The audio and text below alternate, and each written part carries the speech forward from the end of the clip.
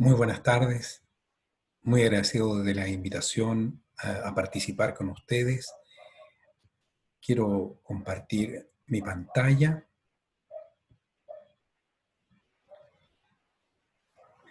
Quiero presentarles a don Pedro. Don Pedro es profesor de un sector rural en Chile, de 52 años, tiene 3 hijos, tiene desde hace 11 meses una epigastralgia a la que se ha asociado en los últimos meses saciedad precoz, baja de peso de 5 kilos.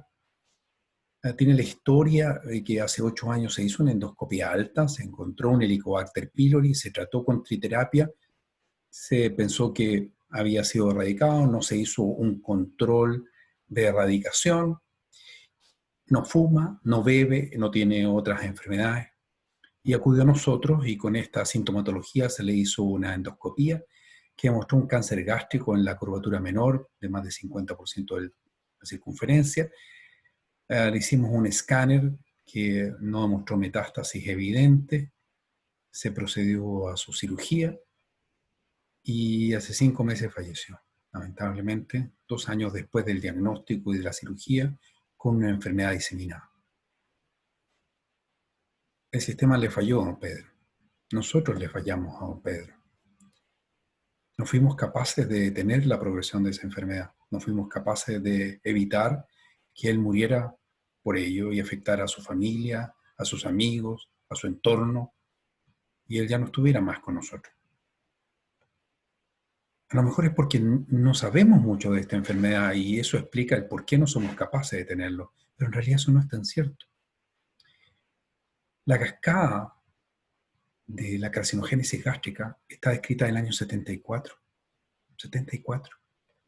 con múltiples pasos desde la infección por Helicobacter pylori, gastritis atrófica, metaplasia intestinal completa, incompleta, displasia y cáncer. Es decir, conocemos lo que pasa, pero le fallamos igual. Dos aspectos pueden ser importantes. No comprobamos si se había erradicado el Helicobacter pylori y sabemos que las tasas de erradicación dependen de las tasas de resistencia, por ejemplo, claritromicina. Y que si esperamos que los pacientes tengan síntomas para diagnosticar el cáncer gástrico, en la gran mayoría de las ocasiones, este será un cáncer gástrico avanzado, con sobrevida menores a 20% a 5 años, como sucedió en don Pedro. Más aún, en él, cuando se estudió la pieza, tenía un Helicobacter pylori positivo y tenía una lesión preneoplásica avanzada, un Olga-4. Es decir, nos perdimos en este paciente 2 puntos importantes. Podríamos haber erradicado el Helicobacter pylori y haber confirmado su erradicación o volver a tratar si no era así, y haber identificado si este paciente era o no era un paciente de alto riesgo, si tenía o no tenía una lesión preneoplásica avanzada. Probablemente era un Olga-3 ya en ese momento, o un Olga-4. Y haber diseñado un seguimiento endoscópico. Probablemente esto pasa en muchos pacientes en el mundo. Sabemos que el cáncer gástrico ha ido disminuyendo, sin embargo, los números absolutos de cáncer se mantienen debido al envejecimiento de la población, por lo tanto sigue siendo un problema. Más de 1 millón de pacientes son diagnosticados anualmente y 800.000 se nos mueren. Algo no estamos haciendo bien. Menos del 30% de los cánceres gástricos son diagnosticados en una etapa temprana. 1 de cada 12 muertes es por cáncer gástrico. Es el quinto cáncer más frecuentemente diagnosticado, pero el tercero en mortalidad. No podemos hacer nada, no hay ninguna forma que detengamos esto. Claro que la hay. Podríamos prevenir la infección del Helicobacter pylori o erradicar precozmente el Helicobacter pylori. Entre antes lo erradiquemos en esta cascada, mejores son los resultados. Podríamos identificar lesiones preneoplásicas para concentrar en ello los esfuerzos. O podríamos diagnosticar el cáncer gástrico precoz, pero no cuando aparezcan síntomas. Ahí lo más probable es que detectemos el cáncer avanzado. No erradicamos el Helicobacter pylori y tampoco lo detectamos en fase precoz. Por lo tanto, a este paciente podríamos haberlo ayudado si lo hubiésemos caracterizado, si hubiésemos encontrado que tenía lesiones preneoplásicas que necesitaban ser seguidas. ¿Por qué? Porque ustedes ven que a medida que la atrofia se hace más severa, aumenta el riesgo de desarrollar un cáncer. Que la metaplasia se extiende, aumenta el riesgo de tener cáncer. Nos muestra que a medida que las lesiones preneoplásicas aparecen y se hacen más severas, aumenta el riesgo de cáncer. que se concentra en la gastritis atrófica, en la metaplasia intestinal, en la displasia. De Vries nos muestra que a los 10 años van de 0,8% en la atrofia hasta 32,7% en la displasia de alto grado. Necesitamos diagnosticar las lesiones perineoplásicas para seguirlo, para concentrar ahí nuestros esfuerzos. Ojalá que tuviéramos un biomarcador en la saliva, en la sangre, en las deposiciones, pero no lo tenemos. Se ha buscado grelina, trifolfactor, pepsinógeno, microRNA, todavía no tenemos uno que consistentemente nos ayude. Por ello, lo que hemos usado es la endoscopía. En el occidente hemos usado la presencia o no de vaso, la ausencia o presencia de pliegue, la combinación de ellos. En oriente el Kimura Takemoto. Sin embargo, la sensibilidad y especificidad de ambos no es lo que deseamos. Por eso es que la recomendación es que la endoscopía convencional en muchas manos, en la mayoría de las manos, no es una herramienta adecuada para diagnosticar atrofia y metaplasia, y por eso llegamos a la biopsia. Por eso tuvo que colocarse el protocolo de Sidney.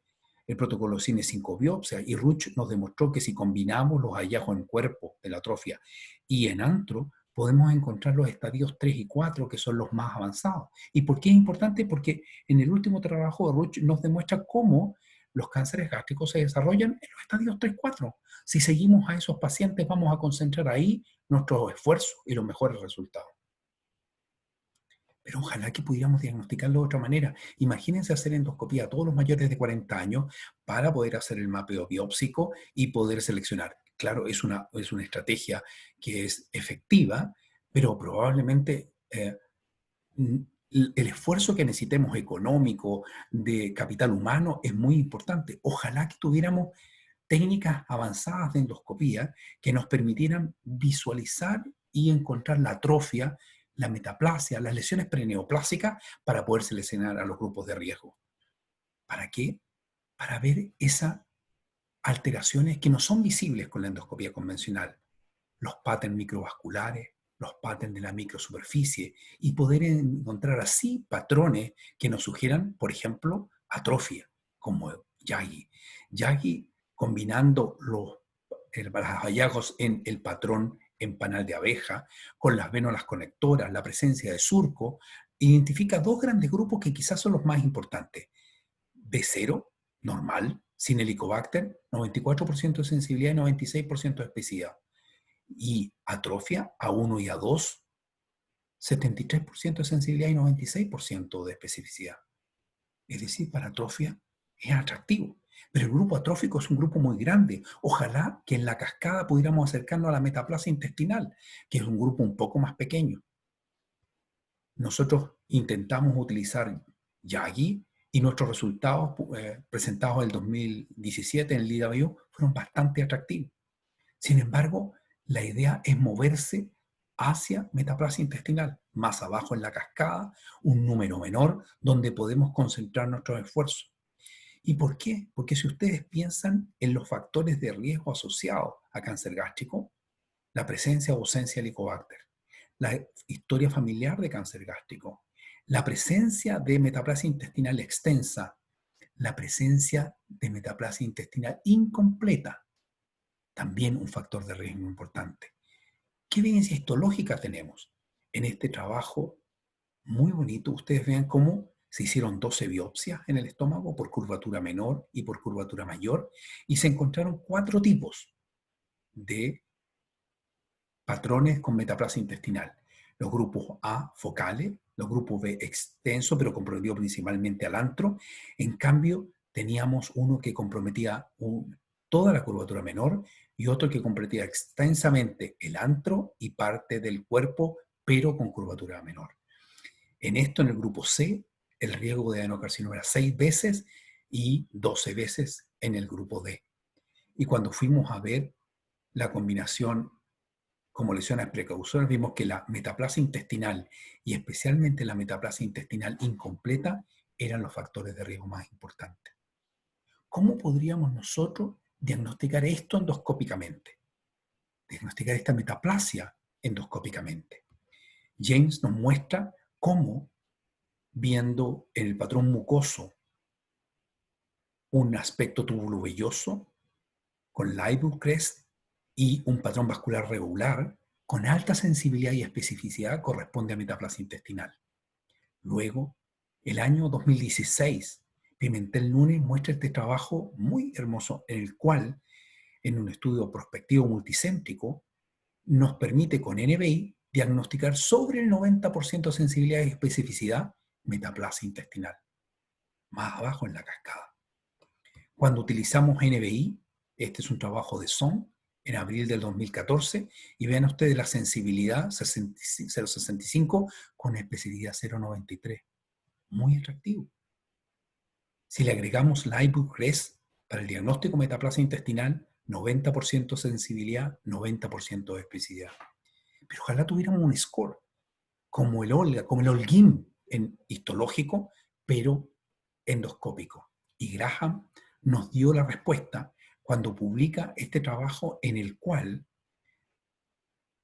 clasifica los hallazgos dependiendo de dónde los encuentra, si en antro, incisura, curvatura menor, curvatura mayor, y les coloca una puntuación dependiendo si es menor a un tercio o es mayor a un tercio de la superficie de cobertura. Expósito, en el año 2018, utiliza el EGIM, es decir, una alternativa al Holguín histológico, pero endoscópico, viendo los hallazgos en antro, curvatura menor, curvatura mayor, ángulo y cuerpo, y dándole una puntuación dependiendo si está ausente, si tiene menos del 30% o más del 30%. Y los hallazgos los dibujan dependiendo si es antro, incisura de cuerpo, EGIM 0, 1 y 2. Y vean ustedes cómo con puntos de corte de 4 o 5, las sensibilidades son de 80 a 90% con especificidades sobre el 94%. Tremendamente atractivo. Y cuando comparó Holguín con EGIM, ustedes vean la muy buena correlación entre ambas alteraciones. Pero también otras técnicas, no solo el EBI, sino que el BLI, también utilizando el mismo EGIM, el mismo score 012, antro, incisura y cuerpo, y vean los excelentes resultados de correlación entre EGIM y Holguín. Pero a lo mejor esto es muy difícil de aprender, muy difícil de enseñar. No. Este trabajo está publicado ya en el 2013, en donde se veía la curva de aprendizaje para la utilización de NBI en imágenes en el diagnóstico de lesiones precancerosas en el estómago, y con sensibilidad y especificidad muy alta, y con una encuesta de satisfacción de usuario muy alta. Era una herramienta tremendamente efectiva.